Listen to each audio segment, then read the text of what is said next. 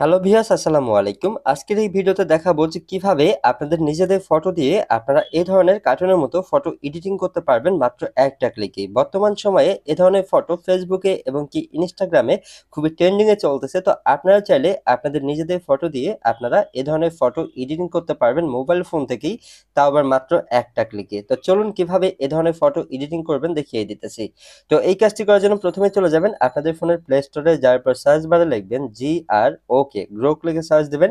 দেওয়ার পর এই অ্যাপ্লিকেশনটি আপনাদের সামনে চলে আসবে। অ্যাপ্লিকেশনটি ইনস্টল করে জাস্ট আপনারা ওপেনে ক্লিক করবেন। যেহেতু আমাদের আগের থেকে ইনস্টল করা আছে, জাস্ট আমরা এখান থেকে ওপেনে ক্লিক করলাম। ওপেনে ক্লিক করার পর ভিউয়ার্স আপনাদের সামনে এই ধরনের সেটিংস শো করবে। তো প্রথমেই আপনাদেরকে যেটা করতে হবে, অ্যাপ্লিকেশনটি সাইন আপ করে নিতে হবে।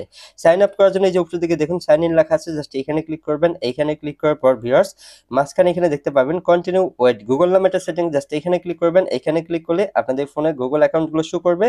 তারপর আপনাদের গুগল অ্যাকাউন্ট দিয়ে আপনারা অ্যাপ্লিকেশনটি সাইন আপ করে নেবেন। সাইন আপ করার পর ভিউয়ার্স এখানে দেখুন আপনাদের সামনে অ্যালাউ নামে একটা সেটিং আসতে পারে। তো এখান থেকে আপনারা অ্যালাউ করে দেবেন। অ্যালাউ করে দেওয়ার পর অ্যাপ্লিকেশনটি ওপেন হয়ে যাবে।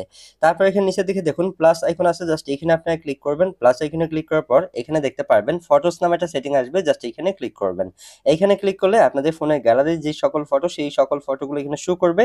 যেই ফটোটা আপনারা এডিট করতে চান সেই ফটোটা সিলেক্ট করবেন। তারপর নিচের দিকে দেখুন অ্যাড নামে একটা সেটিং, জাস্ট এখানে ক্লিক করবেন।